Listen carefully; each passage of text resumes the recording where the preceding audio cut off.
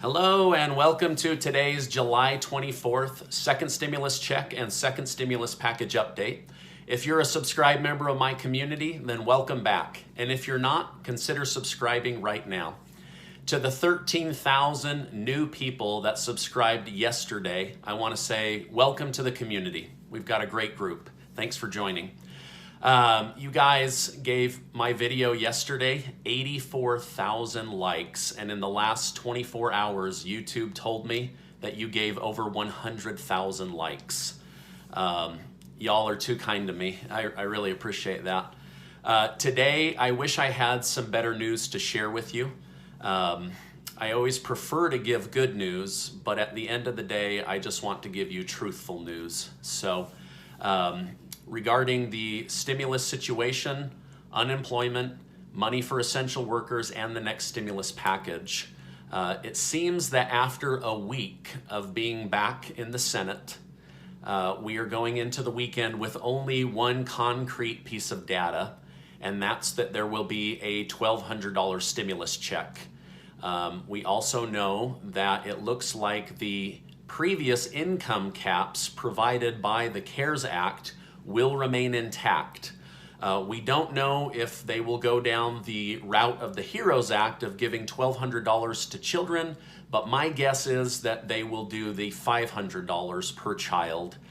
We don't yet know if there will be a cap of 3 children, or if you have more than that, if you'll get more than that. So again, we don't really know what will happen, but we know that there will be a stimulus check, and we know that the income caps will be the same. Sadly, that's all we have after a week. It's very frustrating. I know for some of you, hearing the $1,200 was a breath of fresh air, and for others, it was a slap in the face. So it's reaching people differently because each of you are in a different circumstance. I know some of this is due to the HEROES Act and other proposals that were made earlier that made promises of bigger amounts of money and recurring stimulus for 6 to 12 months. I, for one, have not been promoting those higher numbers or that recurring potential 6 to 12 months, because after doing the math, it became pretty clear to me that that would bankrupt the nation, and so I have not wanted to pass on false information. The numbers were just too large to be feasible, but I'm grateful to hear that there will be that $1,200 check. So I feel the government should have kept these plans out of the public, because all they've done is confuse the people and raise false hope. I'm not blaming one party over the other, because when it comes right down to it, I've been disappointed in both parties. It looks like there will be some delay in hearing about the new Senate bill. We won't know anything from lawmakers until next week, as the Senate is requesting additional time to polish their proposal before making it public. So on the one hand, great. Don't tell us what it is until you know what it is. But at the same time, like, come on, hurry up. People are dying. People are going homeless. People are running out of food. According to Senator Mitch McConnell, they should have something early next week to share with the public.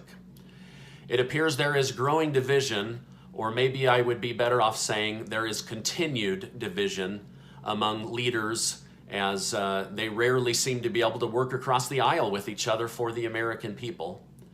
The Democrats on one side want an all-encompassing bill with a large $3 trillion package. On the other side, the Republicans now appear to want to do multiple bills, with the first being liability protection, reopening schools, and direct stimulus checks to the people.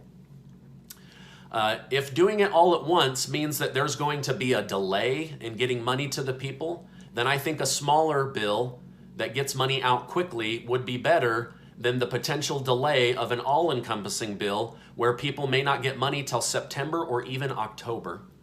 So what do you think? Should they go with an all-encompassing bill that may have a time delay, or should they try to piecemeal this and get money out to the people? Let me know what you think in the comments. I believe that they need to get money to the people, and fast. Again, I'm not trying to take sides. I'm trying to see what each side wants from the other and weigh that against the time frame to get their demands. I think the Democrats went too big, and I think the Republicans have moved too slow. So both parties have not been perfect at this negotiation. Sadly, today ends the eviction moratorium protection, which may lead to a massive wave of evictions. If you get evicted, please reach out to family or friends or find a place to stay. This now means that in the next 30 days, upwards of 12 million renters could be looking for a new place to live or find themselves homeless. This really is a negative cycle because you may kick somebody out only to find that the next family that wants to rent from you has now had their credit negatively affected, or they are struggling with income. This is affecting everybody. And so anyway, landlords, be as generous as you can, while at the same time I know that you are not running a charity. Trevor from the community said, the next bill really should be named the It's Obvious They Don't Care Act. Sadly, there are parts of the next bill that I would agree with you on, Trevor. Now, speaking of essential workers, we still have nothing as far as will there be a boost in pay for a certain amount of time or a one-time bonus. Essential workers are simply not being discussed right now. That doesn't mean that there won't be something, but the lack of talking about it leads me to believe there may not be something, and that makes me sad. I appreciate all the essential workers who have continued to work throughout this entire situation. Speaking of unemployment, we still don't have an answer for you. There is so much disagreement about the amount going forward and the time frame that they are willing to extend unemployment. Gratefully, one area that we don't have to worry about is it seems that all the important players are on board with some form of federal unemployment assistance. So hopefully by early next week, I have some solid numbers to share with you. I think one of the biggest hangups in the Senate is this idea of trying to craft a bill that is fair.